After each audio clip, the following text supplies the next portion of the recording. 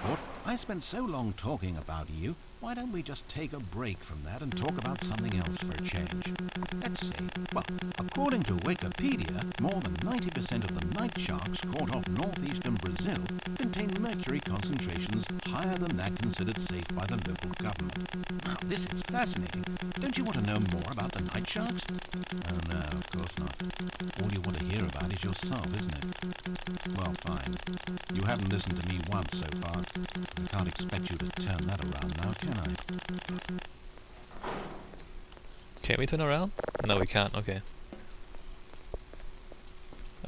We need to manipulate crates to jump. Oh no, we don't have to. Wow, this is easy mode Half-Life, that's for sure. Is this the end of the line? Wait a minute, we're I missing don't suppose textures. this was a particularly fulfilling experience for you. Wait. Hold on. What are you doing? I just fell out of your map, bro. Oh great, it's pitch black too. Which way can I go? I can go that way? I can't tell where I'm going. Anyways, Stanley, don't do that. I can't follow you there. I can't help you. okay, so I don't know. Oh, there it is.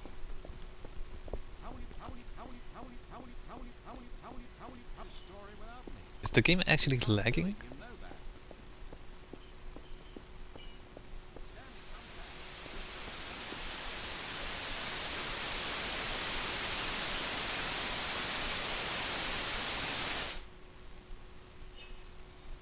that. Okay. Oh wait, there's no prompt anymore, and the game is lagging. It's trying to load something, I think. Man, this game is glitching out. I hope it doesn't actually glitch out the recording. I'm running at like 11 frames a second. What's going on? It's probably trying to load something. I need to check the recording later. Anyway, let's just keep going. That's still the same. I am lagging like crazy. Why am I lagging so bad? Is it meant to be like this in the game, or what? My hard drive is doing something. Oh, my frames are back, alright. So where are we going again? The same way as before, or a different way this time?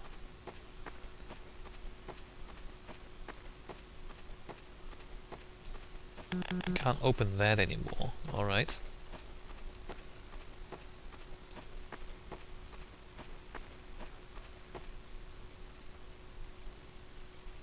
It's sad, I know, but all stories must come to an end.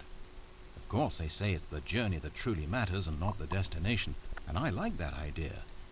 To think we might value the paths we walk as much as the places they lead us. Now, I don't know what sort of story you've ciphered out of that world you've made for yourself, but I hope that being the leading man was everything it's cracked up to be. I know it can be a little hard getting around without someone looking over your shoulder, but this is simply the nature of freedom. Besides, I haven't really gone anywhere. Maybe you don't want a guide, but I think I'll always have a place here at the end of every story. I'll step in and wrap things up with a nice piece of dialogue and a reflection on life that makes sense of whatever path you've chosen to walk. And for now, I'm happy to be the destination instead of the journey. But only for now.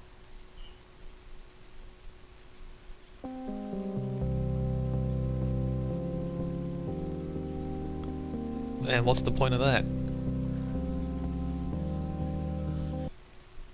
No, this is not a good game. This is not a No. I'm not impressed. I mean, okay, I shouldn't be too negative. I mean, it's good that they tried something. It just, I don't know, it doesn't work for... Maybe it works for people who've never thought about this sort of thing before. Like, maybe if you're 12 or 13. Not if you're a grown-ass man like I am. I mean, the concepts of conformity and rebellion I mean, when you're a teenager, you think you're rebelling, but the thing is, every single teenager rebels. It's it's programmed into your biology. When you're a kid, you follow your parents' instructions because you're a child, right? It's actually safer for you to have older people protect you. I mean, you're a 5-year-old. You don't, you're not expected to go out to the world on your own and then fend for yourself. That's not realistic, right? So you spend your childhood years learning about how the world works, and then somewhere in between about 12 years old to 18 years old, you have to transition from being a child to being an adult. That means not following instructions anymore. That means learning to decide for yourself what you're going to do. And so, every child or every person, when they hit puberty, they start to rebel because at some point you have to transition from being a 5-year-old to a 30-year-old. How do you transform from a child to an adult, right? You have to go through that process of rebelling and learning to be your own, to be your own person. And, learning what you're going to accept and what you're not going to accept. And you do that by just kind of, walking into it and kind of trying not to get hurt too much. And then seeing if you can figure out how to get out the other side, as an adult. So, I mean, but as a grown-ass man, as I am a grown-ass man, I've been through all of this before.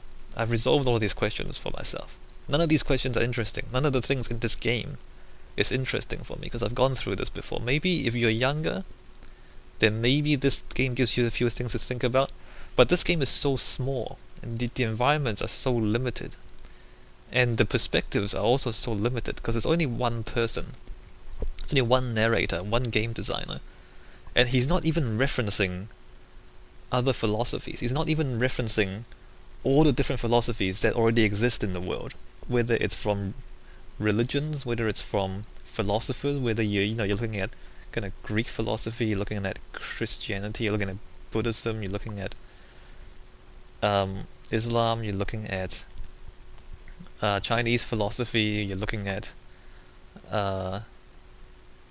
Hinduism, you're looking at you can maybe even more modern philosophers. You're looking at nihilism, Nietzsche, and maybe you're kind of looking at Derrida and deconstructionism, or anything.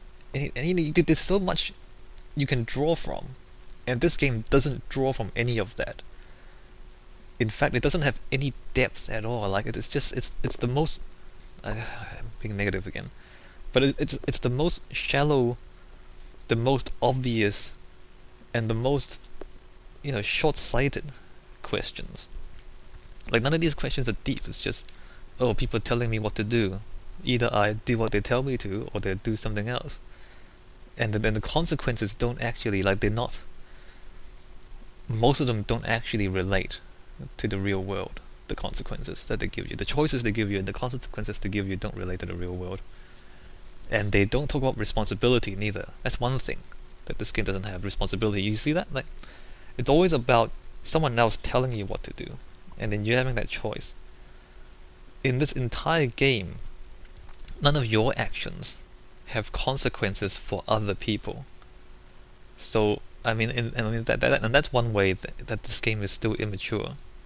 Because as you grow up, when you become an adult, you realize that your actions have consequences for other people, and therefore you have responsibility. Do you want to hurt someone, or do you want to help someone? You have that choice in real life. In this game, you don't. You're either hurting yourself or you're helping yourself. So this game is still entirely selfish, and therefore entirely childish. What else can I say? And it's telling you what to think. Like, it's got this Stanley character, and it assumes that you are the Stanley character, but I'm not. And I'm guessing most of you guys are probably not too. If you're watching my videos, if you've been putting up with me and my narrative, and my talking for all this time, you probably don't think like Stanley does. Because you probably think more like I do, because otherwise you wouldn't be watching my videos. So, that doesn't really work. It tells you what your character is, instead of letting you decide who you want to be, right? They're experimenting with giving you choices in the narrative, but they don't actually give you the most fundamental choices, which is what kind of person are you as the player. Now, that just tells you who Stanley is. I mean, either you accept that, or you cannot believe it.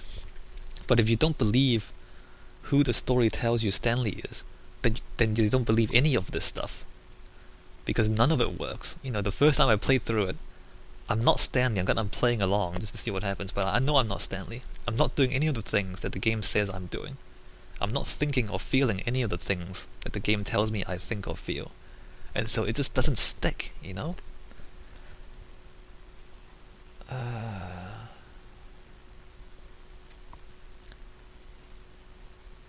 There are better ways to tell stories. There are better ways to make people think. And mostly that involves not telling the player who they are. I know that's kind of part of the design of the game, is they tell you who you are, and then they see if you rebel against that. I understand that this is part of the point of the story, but it's just so blunt. Like, there are a lot of ways to do this. I mean, if you want to talk about identity and things, I mean, Bioshock, I don't know if you play Bioshock, you probably should play Bioshock if you haven't. Bioshock is fun, because, they're telling, in that story, the guy tells you what to do, but you don't even realize it. You're doing all these things, and you're playing the game, and then halfway through, oh snap, plot twist, you realize you're being controlled, even though you didn't feel like it. See, that was clever. I mean, that game was clever. It was just right. This, too blunt. Way too blunt. Like, you never believe that you're being controlled in this game, because the narrator isn't describing you, it's describing Stanley, and you don't feel like Stanley, and so you don't feel like you're being actually controlled. This guy's trying to tell you what to do, but you never believe him. Whereas in Bioshock, you believed it. Like, you played the game and you actually believed it. Well, I did, until it hit you with the plot twist, and then you realize what you were believing, and all that kind of. That was kind of fun in Bioshock. This is not, it doesn't work here. What else can I say? I don't have too much else to say. The part where it tells you you're free, that was really funny. Like, if you just follow the instructions, and then it tells you you're really happy and you feel a sense of freedom, that's hilarious. But the other stuff is just, I don't know. Like, none of your actions have consequences for other people, and that's the thing. Like, I'm at a stage where I don't actually care about myself too much. I mean, the first time I played through this, I start the timer and then I just let the whole place blow up, and I didn't care, because it doesn't matter to me what happens to me, especially in the game, because I just start a new game, right? So it just doesn't work, And then the ending, after you destroy the complex by blowing yourself up, or having the narrator blow you up, and then the game just ends as if that doesn't have consequences for anything else. That was really disappointing. Like, this game is too. It assumes that you are selfish. It assumes that you don't care about other people. And I guess that's one of the biggest thing for me that doesn't really stick with me. Like, I don't care about any of the thing that happens in this game. Alright, I'll stop. Should you guys play it? I don't think so. Go read a book. Go to the philosophy section of your library and just find a book and read it. And don't believe what you read, but think about what you read. There. That's probably a much better way to spend your time than playing this game.